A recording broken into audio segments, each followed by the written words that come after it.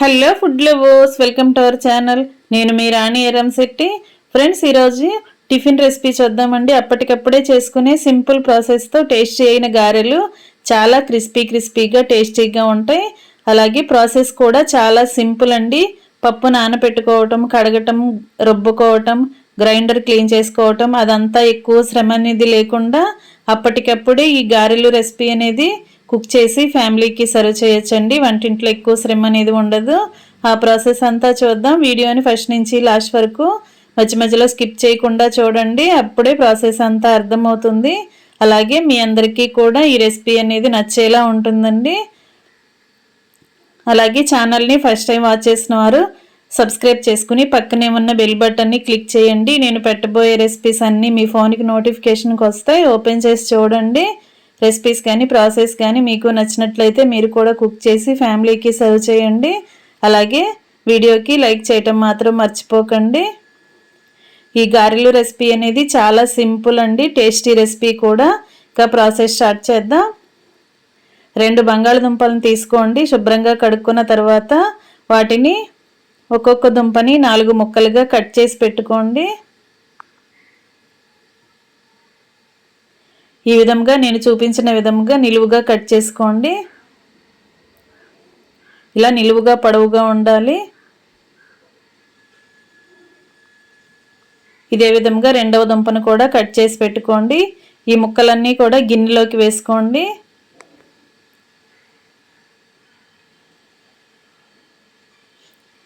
ఇప్పుడు ఒక 1/2 glass water పోసుకోండి.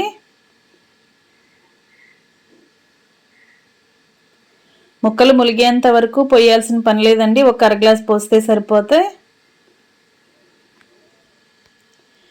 ఇప్పుడు ఒక టేబుల్ స్పూన్ గల్లు ఉప్పు వేసుకోండి. ఉప్పు వేసుకుని దుంపల్ని ఉడికించినట్లయితే దుంపకి టేస్ట్ అనేది బాగా వస్తుంది. రెసిపీలో మనం యూజ్ చేసినప్పుడు దుంపలకి రెసిపీకి టేస్ట్ అనేది బాగా వస్తుంది.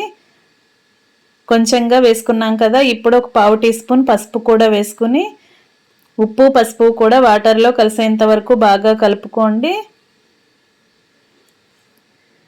దుంపలు ఉడుకుతున్నప్పుడు ఈ ఉప్పు పసుపు కూడా దుంపలకి బాగా పడతాయి. అప్పుడు రెసిపీకి టేస్ట్ అనేది చాలా బాగుంటుంది. ఇప్పుడు మూత పెట్టుకుని ఈ గిన్నెను కుక్కర్లో పెట్టి 3 విజిల్స్ వచ్చేంత వరకు ఉడికించండి.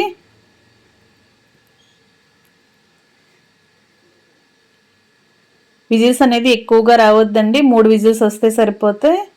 ఉడికిన తర్వాత చూపిస్తున్నాను. దుంపల్లో ఉన్న వాటర్ అన్నీ కూడా తీసేసుకుని దుంపల్ని చల్లారిన తర్వాత దానిపైన ఉన్న పీల్ ఓపెన్ చేసుకోండి. ఇలా అన్ని దుంపలకి కూడా ఓపెన్ చేసి గిన్నెలో పెట్టుకుని పక్కన పెట్టుకోండి. ఇప్పుడు ఒక గిన్నె నిండా పొడి బియ్యం పిండి తీసుకోండి. 1 కప్పు పొడి బియ్యం పిండి, అదే కప్పుతో అదే క్వాంటిటీలో 1 కప్పు వాటర్ తీసుకోండి. ఇప్పుడు స్టవ్ ఆన్ చేసి కళాయి పెట్టుకోండి. రెడీ చేసి పెట్టుకున్న కప్పు వాటర్ కూడా దానిలో పోసుకోండి. మనం ఏ కప్పుతో బియ్యం పిండి తీసుకుంటే సేమ్ క్వాంటిటీలో అదే కప్పుతో వాటర్ తీసుకోవాలండి. 1 కప్పు పిండికి 1 కప్పు వాటర్. అలాగే వాటర్లో టేస్ట్కి సరిపడా సాల్ట్, కొంచెం ఎండుమిర్చి ముక్కలండి, చిల్లీ ఫ్లేక్స్ అంటాం కదా, అవి వేసుకోండి. సన్నగా తరిగిన కొత్తిమీర, సన్నగా తరిగిన కరివేపాకు, 1 టేబుల్ స్పూన్ జీలకర్ర, 1/2 టీ స్పూన్ పసుపు వేసుకోండి. ఇలా మనం వేసిన ఇంగ్రీడియంట్స్ అన్నీ కూడా వాటర్లో కలిసేంత వరకు బాగా కలుపుకోండి. ఇప్పుడు రెడీ చేసి పెట్టుకున్న కప్పు పొడి బియ్యం పిండి కూడా వాటర్లో వేసేసుకుని వెంటనే స్టవ్ ఆఫ్ చేసుకోండి. పిండి అనేది వాటర్లో ఉండలు లేకుండా గరిటెతో బాగా కలుపుకోండి. పిండి కళాయికి అంటుకోకుండా ఉండాలంటే 2 టేబుల్ స్పూన్లు ఆయిల్ వేసుకున్నట్లయితే పిండి పొడి పొడిలాడుతూ వస్తుందండి. కళాయికి అంటుకుపోకుండా ఉంటుంది. వాటర్ కాగుతున్నప్పుడైనా కూడా మనం ఆయిల్ని వేసుకోవచ్చు. ఇప్పుడు ఒక 10 నిమిషాలు మూత పెట్టుకుని పక్కన పెడితే పిండి అంతా కూడా చల్లారుతుంది. ఈ లోపుగా మనం ఉడికించుకున్న బంగాళదుంపల్ని చూద్దాం. ఉడికించి పైపీలంతా తీసుకున్న దుంపలు ఉన్నాయి కదా, వాటిని గ్రేటర్తో తురుముకోండి. బియ్యపిండి ఉడికించిన కళాయిలోకి దుంపల తురుము కూడా కలిసిపోవాలి.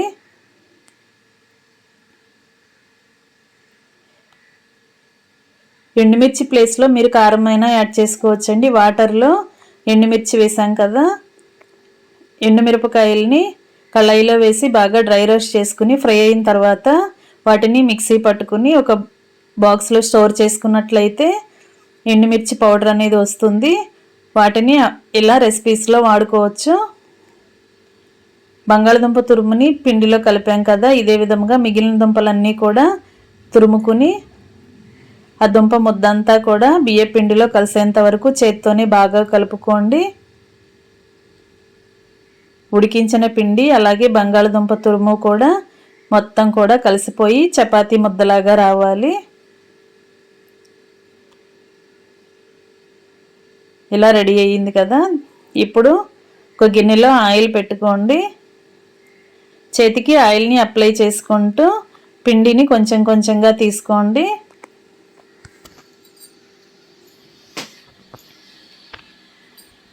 మనకి కావలసిన సైజులో పిండి ముద్దల్ని తీసుకుని గారెల్లాగా రెడీ చేసుకోవటమే. పిండి అనేది కరెక్ట్గా ఉడికించుకుని కరెక్ట్గా కలుపుకున్నట్లయితే చపాతీ ముద్దని కరెక్ట్గా రెడీ చేసుకున్నట్లయితే మనం గారెలు ఒత్తుకునేటప్పుడు పైన ఎక్కడ కూడా క్రాక్స్ అనేవి రావండి. పిండి విడిపోకుండా పర్ఫెక్ట్ గారెలు షేప్ అనేది వస్తుంది. ఈ విధంగా రెడీ చేసి ప్లేట్లో పెట్టుకోండి. ఇలా మధ్యలో పెద్దగా హోల్ చేసుకున్నట్లయితే గారెంతా కూడా లోపల వరకు కరెక్ట్గా ఫ్రై అయ్యి క్రిస్పీగా టేస్టీగా ఉంటాయి. ఇదే విధంగా మిగిలిన పిండిని కూడా రెడీ చేసి పెట్టుకోండి. చేతికి పిండి అనేది అంటుకుపోతూ ఉంటుంది, బంగాళదుంప తురుము వేసాం కదా, అందుకే మనం ఆయిల్ని చేతికి అప్లై చేసుకుంటూ పిండి ముద్దలను తీసుకుని గారెల్లాగా ఒత్తుకోవాలి. గారె చేస్తున్నప్పుడు ఎక్కడైనా క్రాక్స్ అనేవి వస్తే వాటిని కరెక్ట్గా సరి చేసుకుని పెట్టుకోండి. ఇదే విధంగా మిగిలిన పిండి అంతా కూడా రెడీ చేసుకోండి. ప్రాసెస్ చాలా సింపుల్ అండి. డీప్ ఫ్రై కూడా చాలా తక్కువ టైంలోనే కంప్లీట్ అయిపోతాయి. ఇప్పుడు స్టవ్ ఆన్ చేసి కళాయి పెట్టుకుని ఆయిల్ కాగించుకుని ఫ్లేమ్ని మీడియంలో పెట్టుకోండి. ఇప్పుడు రెడీ చేసి పెట్టుకున్న గారెలను అలా కళాయిలో వేసుకుని ఆయిల్కి పట్టినన్ని గారెలు వేసుకుని డీప్ ఫ్రై చేసుకోండి. ఒకవైపున బాగా ఫ్రై అయిన తర్వాత వెనుక వైపు కూడా టర్న్ చేసుకుని రెండు వైపులా కరెక్ట్గా ఫ్రై చేసుకోండి. ఫ్లేమ్ మీడియంలో పెట్టుకున్నప్పుడు మాత్రమే గారె అనేది లోపల వరకు కూడా చక్కగా ఫ్రై అయ్యి క్రిస్పీగా ఉంటాయండి తింటున్నప్పుడు. ఫ్లేమ్ మరీ హైలో పెట్టామంటే ఒకేసారి గారెంతా కూడా ఫ్రై అయిపోతుంది, కానీ లోపలంతా కూడా పచ్చిగానే అనిపిస్తుంది. అలా కాకుండా ఫ్లేమ్ని తగ్గించుకుని కొంచెం టైం అనేది ఎక్కువ పట్టినా కూడా కరెక్ట్గా ఫ్రై చేసుకోండి. ఇలా క్రిస్పీగా వచ్చిన తర్వాత ఆయిల్ నుండి తీసేసుకుని ప్లేట్లో పెట్టేసుకోండి.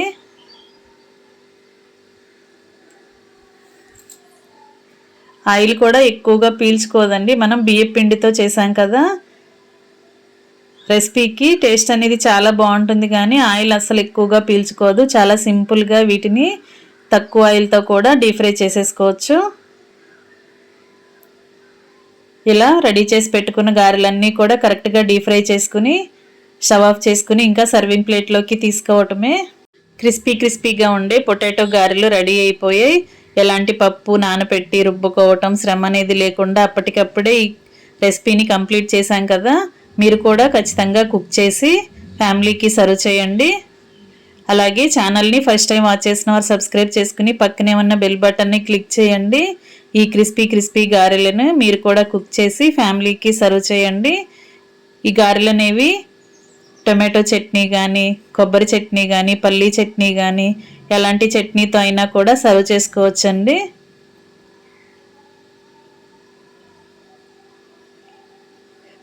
నేను ఎండుమిర్చి కొబ్బరి ముక్కలతో చట్నీ చేశాను. కొబ్బరి చట్నీతో సర్వ్ చేయబోతున్నాను. మీరు మీకు నచ్చిన చట్నీని ప్రిపేర్ చేసుకుని సర్వ్ చేసుకోండి.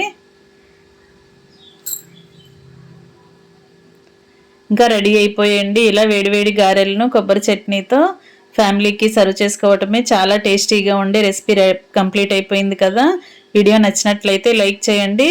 అలాగే మీ ఫ్రెండ్స్కి ఫ్యామిలీ మెంబర్స్కి రెసిపీ షేర్ చేయండి. మీరు కూడా కుక్ చేసి మీకు ఎలా వచ్చాయో నచ్చాయో నాకు కమెంట్ చేయండి.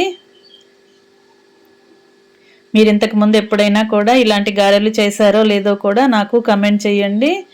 మీకు ఇష్టమైతే రెసిపీని కుక్ చేయండి.